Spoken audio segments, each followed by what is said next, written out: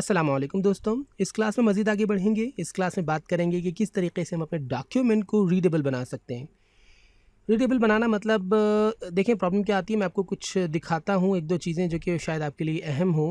अगर मैं अपना ही एक प्रोजेक्ट आपको दिखाता हूँ सैलरी रिपोर्ट का, ये मैंने कंपनी के लिए बनाया था फ्यू टाइम्स अगो। तो बहरहाल मुख्तलिफ़ चीज़ें थी। इस पेज में मैंने खाली आपको सैलरी रिपोर्ट दिखाया और ये PHP है। तो ये जो कोडिंग है इंशाल्लाह ताला हम इसी कोर्स में अगले सेशन में पढ़ेंगे। PHP के हवाले से भी मुकम्मल चीज़ें बनाएंगे इंशाल्लाह ताला। मेरी पूरी कोशिश होगी कि you will become a web developer actually.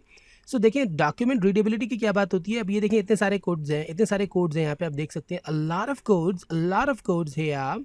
सो जब आप खुद भी इस वेबसाइट को या इस वेब पेज को एक महीने बाद ओपन करते हैं तो आप बोलते हैं यार ये क्या है। सपोज करें ये जो देखें यहाँ पे इतना सारा एक्स्ट्रा स्पेस दिया हुआ है, यहाँ पे इतना सारा एक्स्ट्रा स्पेस दिया हुआ है, यहाँ पे इतना सारा एक्स्ट्रा स्पेस दिया हुआ। What is this? ये सब क्या है?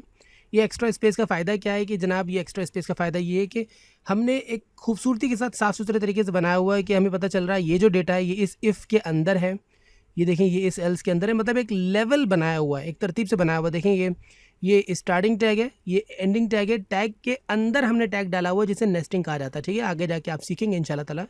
ये एक टैग है, इसके अंदर ये टैग्स है, बहुत सारे टैग्स हैं। मतलब नेस्टिंग इन टैग को नेक्स्ट किया हुआ है। तो जो नेस्टेड टैग्स हैं हमने यानी कि नेस्टेड यानी अंदर टैग के अंदर टैग डालना, tag with in a tag.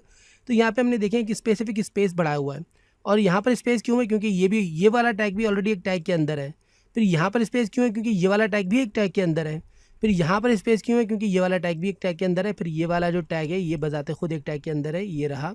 ठीक है, उसके बाद मज़ीद पीछे जाते हैं तो ये टैग आ गया। इस तरीके से ये टैग नेस्टिंग के अंदर नेस्टिंग, फिर ये मेन टैग आ गया आपके पास। ठीक है ना।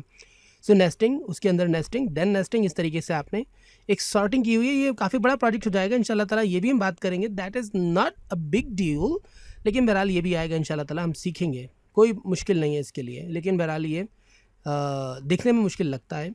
लेकिन ये आप सपोज़ करें अगर सारी हमने इस तरीके से सेम जो है हमने विदाउट एनी रीडेबिलिटी बना दिया तो देखें कितना मुश्किल हो जाता है ना। फिर हमारे पास समझना है कि कौन सी। देखें यहाँ पे ऑटोमेटिकली क्लियर हो रहा है लॉजिक में कि यार चूँकि ये ज़्यादा ये अंदर है तो ये ऑटोमेटिकली ये मतलब एक स्पेस इसके अंदर एक्स्ट्रा दिया हुआ है। इसका मतलब ये वाला टैग इसके अंदर है।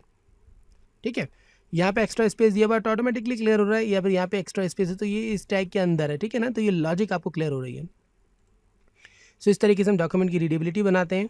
तो अब किस तरीके से डॉक्यूमेंट की रीडेबिलिटी बनाएंगे, यहाँ पर सबसे पहले मैं आपको अब एक चीज़ और बनानी है यहाँ पे कि जब हम HTML में बात करते हैं तो ये मैंने बेसिक रीडेबिलिटी आपको बता दी है, या फिर इंशाल्लाह ताला फिर नेक्स्ट क्लास में इसको कंटिन्यू करेंगे। इधर मैं आपको 2-3 चीज़ें और बताता हूँ रीडेबिलिटी बनाने के लिए या टैग के अंदर टैगिंग करने के लिए। एक मिसाल देता हूँ मैं आपको, कि एक मेन टैग लगाते हैं अभी। फिर नेक्स्ट क्लास में अभी मैंने डिटेल से बात की है, मैं एक काम ही करता हूँ, आपको एक मिसाल दे देता हूँ, फिर इंशाल्लाह ताला नेक्स्ट क्लास में आगे कंटिन्यू करेंगे। HTML के अंदर जो भी डेटा आता है, जो आपका बॉडी के अंदर जो डेटा होता है, या फिर मैं पहले अभी दूसरा टैग लगाता हूँ। मैंने सिंपल डिव लगा दिया। ये डिव बहुत सिंपल होता है, इंशाल्लाह ताला इसमें डिटेल से बात करेंगे। इसे डिवाइडर कहते हैं। इस टैग का रूल ये होता है कि डिवाइड करने के लिए डेटा को यहाँ आपने इंटर किया। अब इन दोनों एलिमेंट्स को देखें, ये एक्स्ट्रा स्पेस जो दिए मैं इन सबको आप ना दें, मैं आपको ये बताना चाह रहा हूँ।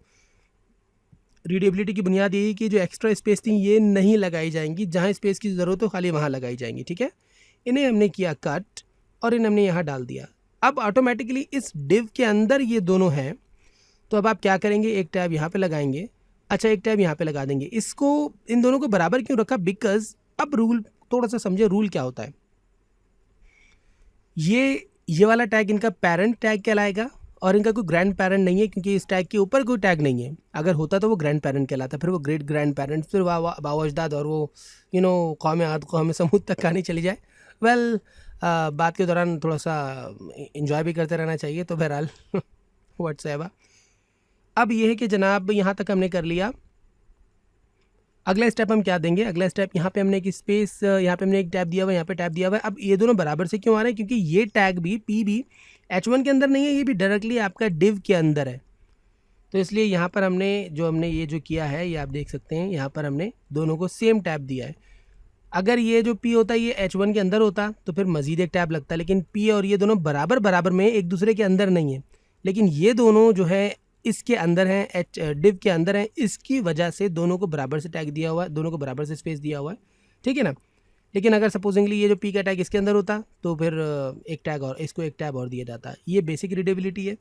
उसके बाद ये कि बाकायदा एक इसका एक स्ट्रक्चर होता है HTML का, एक बेसिक सिंटेक्स होता है। इंशाल्लाह ताला उस सिंटेक्स पर फिर नेक्स्ट क्लास में बात करेंगे। तो तब तक के लिए मुझे इजाज़त दीजिए। जो बेसिक एक इसका एक स्पेसिफिक स्ट्रक्चर होता है HTML पे काम करने का, तो उससे कुछ इसमें रीडेबिलिटी में भी इजाफा होता है। ये तो मैंने आपको बेसिक रूल बताया रीडेबिलिटी का कि किस तरीके से बैलेंस किया जाता है। फिर इंशाल्लाह ताला अगले स्टेप में बात करेंगे कि किस तरीके से हम डॉक्यूमेंट को अपने एक खूबसूरत से स्ट्रक्चर में ढाल सकते हैं। तो जनाब मुझे इजाज़त दीजिए, फिर मुलाकात होगी। अल्लाह हाफ़िज़।